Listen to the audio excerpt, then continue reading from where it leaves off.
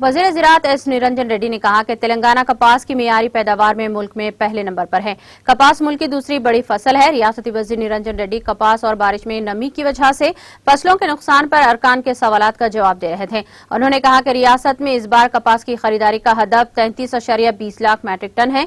उन्होंने कहा कि इस साल कपास की पैदावार हर साल के मुकाबले में दुगनी हो गई है। कपास की खरीदारी के लिए नोटिफाइड एजेंसियों के तौर पर शनाख्त किया गया है। उन्होंने कहा कि मार्केट में कम से कम सपोर्ट प्राइस से कम होने पर ही सीसीआई खरीद रहा है।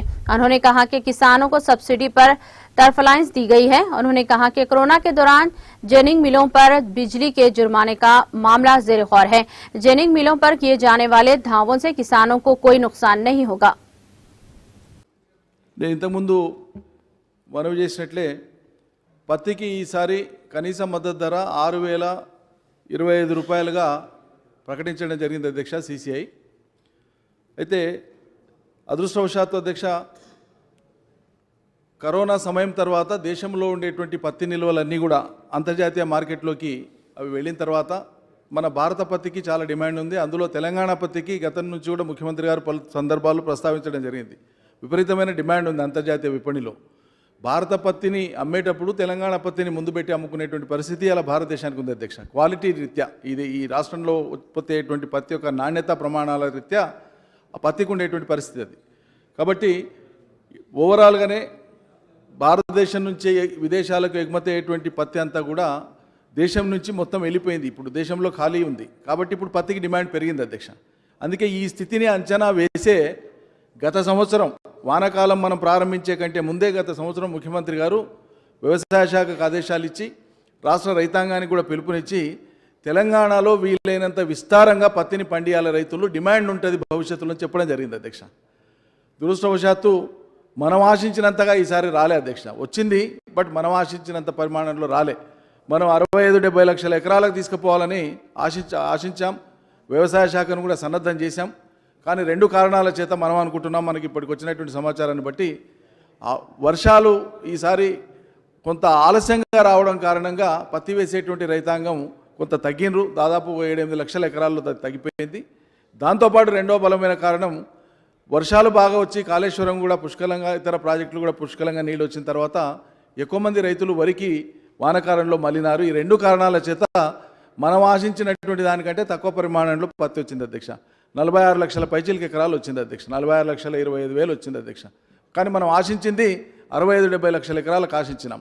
ఈ సందర్భంగా తమ ద్వారా గౌరవ శాసనసభ్యుల్ని, అదేవిధంగా ప్రజానీకాన్ని, ప్రత్యేకంగా రాష్ట్ర రైతాంగానికి నేను చేసేటువంటి విజ్ఞప్తి ఒకటే అధ్యక్ష. ఈ సందర్భంగా అనుభవాలను దృష్టిలో పెట్టుకొని, పరిస్థితులను దృష్టిలో పెట్టుకొని, మార్కెట్ను దృష్టిలో పెట్టుకొని ప్రభుత్వం చేస్తున్నటువంటి సూచనను మన్నిస్తే ప్రజలకు మేలవుతుంది, రైతాంగ ప్రజలకు మేలవుతుంది.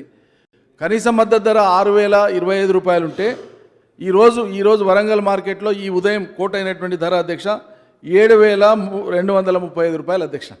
అంటే కనీస మద్దతు ధర కంటే కూడా 1,235 రూపాయలు ఒక క్వింటాల్ మీద పత్తి ఎక్కువ పోతున్నది వాళ్ళ తెలంగాణలో.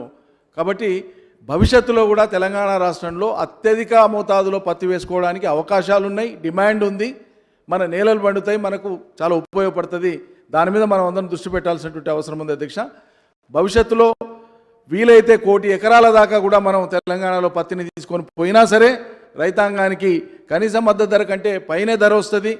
తర్వాత మనకు ఉన్నటువంటి సాగునీటి వనరులు పెరిగినాయి కాబట్టి వర్షాధారంగా ఉండేటువంటి పత్తికి అడపాదడపా మధ్యలో ఒకవేళ డ్రై సీజన్ వచ్చినా కూడా మనకుండే భూగర్భ జలాలు కాలువల ద్వారానో చెరువుల ద్వారానో మనకు ఉండేటువంటి నీటి సామర్థ్యాన్ని వినియోగించుకొని 2-3 తళ్ళు కట్టుకుంటే పత్తికి వచ్చేటువంటి దిగుబడి కూడా 4-5 క్వింటాల ఎకరాన పెరుగుతుందని చెప్పి వ్యవసాయ శాస్త్రవేత్తలు చెప్తున్నారు అధ్యక్ష.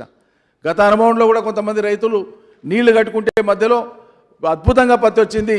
వాళ్ళు 12-13 క్వింటాలు వస్తుంది అనుకునేటువంటి రైతులు కూడా నీళ్లు కట్టి బాగా చేసుకునేటువంటి వాళ్లకు 20 క్వింటాల దాకా వచ్చింది అధ్యక్ష. గౌరవ శాసనసభ్యులు డాక్టర్ అబ్రహం గారి నియోజకవర్గంలో, గౌరవ శాసనసభ్యులు కృష్ణమోహన్ రెడ్డి గారి నియోజకవర్గంలో పత్తి విస్తారంగా వేస్తారు. సీడ్ పత్తి ఎక్కువ ఉంటుంది, కమర్షియల్ పత్తి కూడా ఉంటుంది. అక్కడ 15-16 క్వింటాలు వస్తుంది అనుకున్న రైతులకు కూడా చాలా మందికి 20 క్వింటాల దాకా కూడా పత్తి వచ్చింది అధ్యక్ష. నేను స్వయంగా చూశాను. కాబట్టి ఇంకా అద్భుతంగా వస్తుంది. తమ సూచన చాలా విలువైంది. భవిష్యత్ नाज़रीन, हमारे टीटीवी न्यूज़ को सब्सक्राइब करिए, बेल आइकॉन को प्रेस करिए, शेयर करिए और लाइक करना ना भूलें। और किसी एडवर्टाइजमेंट से मुतालिक जानकारी के लिए हमारे इस नंबर पर कांटेक्ट कीजिए। हमारा नंबर है 9550102020।